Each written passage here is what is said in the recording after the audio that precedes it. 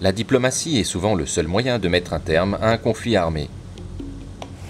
Un autre exemple typique est le Salvador en Amérique latine. Ce petit pays de près de 7 millions de personnes a été la scène d'une âpre guerre civile dans les années 80.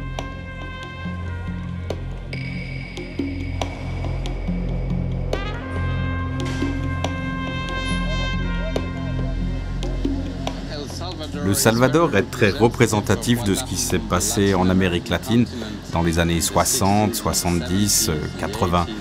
C'était un conflit idéologique, pas un conflit ethnique ou religieux. Il remonte à 20, 25 ans et maintenant c'est fini et nous savons que nous pouvons avoir un contact avec l'ancienne guérilla qui est aujourd'hui un parti politique.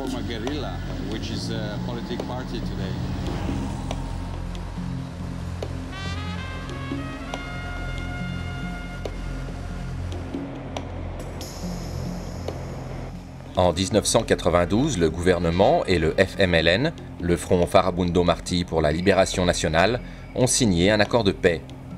Depuis lors, beaucoup de membres du FMLN ont intégré le système politique et démocratique du pays. Carlos Castaneda, un ancien combattant, est aujourd'hui député, mais le souvenir de ce passé révolutionnaire est encore très vif. C'est un ancien commandant. Il a été blessé au combat et il est mort en avril 1986. Le 8 mai 1979, le FMLN tenait un rassemblement contre le gouvernement. La police ouvrit le feu, blessant plusieurs manifestants à l'extérieur de l'église principale de San Salvador. L'affrontement dégénéra en guerre civile.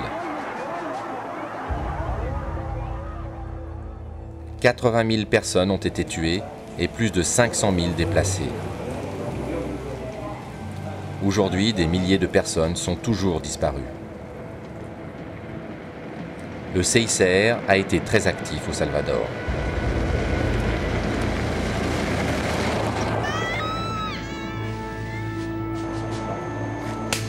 Nos encontramos varias veces con el CICR. Nous avons souvent rencontré le CICR dans des hôpitaux, des prisons et au cours de combats. Leur rôle a été essentiel. Et aujourd'hui, avec le recul du temps, comment est-ce que vous voyez, disons, le rôle du CICR au cours du conflit au Salvador? Avec le temps, il est clair que le conflit devient relatif.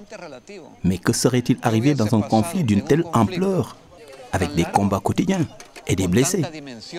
Que serait-il arrivé sans la société nationale et le CICR, qui a joué un rôle majeur?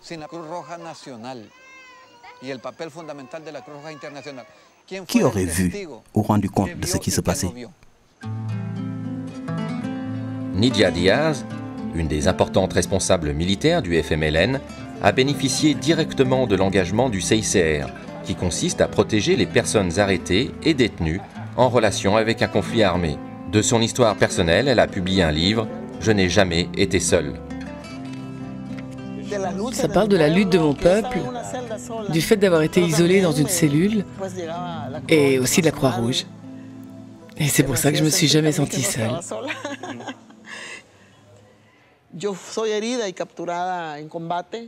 J'ai été blessé et capturé au cours d'un combat. C'est un Cubain américain qui m'a capturé. Je me suis rendu compte que je ne pouvais pas me tuer parce que je voulais vraiment mourir. J'étais blessé, je cherchais un moyen de me suicider, mais l'Américain m'en a empêché. Il m'a fait monter à bord d'un hélicoptère en braquant un pistolet sur ma tête. J'essaie de me jeter dans le vide. Plus tard, l'hélicoptère s'est posé sur la base des forces aériennes. Je me suis évanoui plusieurs fois étendu sur un brancard. Et puis je me suis mise à crier. Je suis une prisonnière de guerre. Je veux bénéficier des conventions de Genève. Je veux voir le CICR.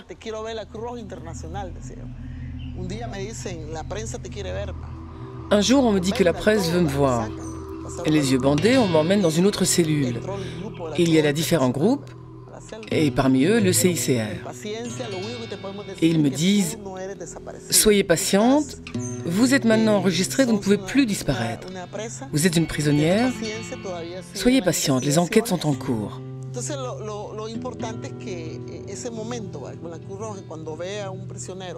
L'important, lorsque la Croix-Rouge visite un prisonnier, elle ne peut pas le faire sortir de prison. Mais elle peut garantir que ses droits seront respectés. La Croix-Rouge m'a redonné l'espoir et m'a apporté à manger. Le Congrès américain a exercé une pression jusqu'à ce que je sois opéré en août. La Croix-Rouge a aidé à organiser mon transfert de la prison à une clinique privée. Les succès du CICR, comme l'histoire de Nydia, ne sont possibles que si les délégués sur le terrain ont un libre accès à toutes les victimes.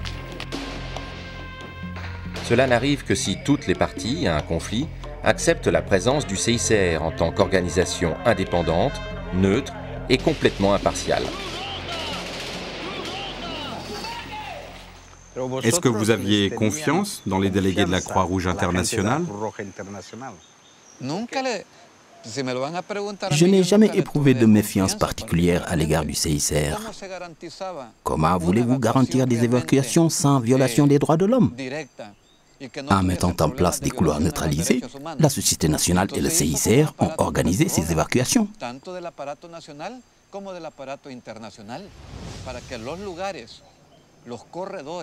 De cette manière, l'armée ne pouvait pas attaquer les blessés.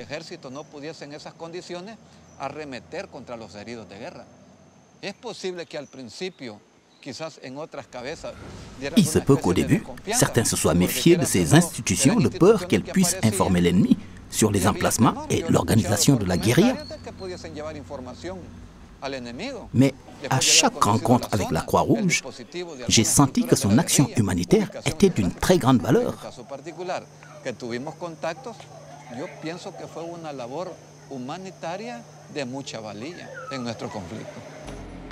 L'une des préoccupations majeures du FMLN était de s'assurer que la population civile ne se retournerait pas contre lui. Tio Leo, un ancien combattant, insiste sur le respect des personnes et de leurs biens.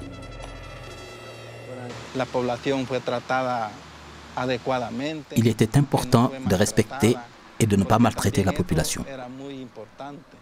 Nous avons passé la majeure partie de notre temps à maintenir de bonnes relations avec les civils.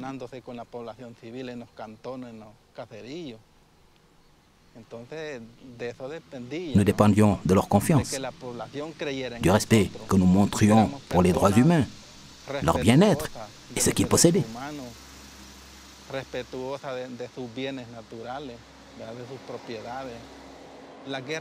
Les guerres ne sont pas faites pour tuer la population.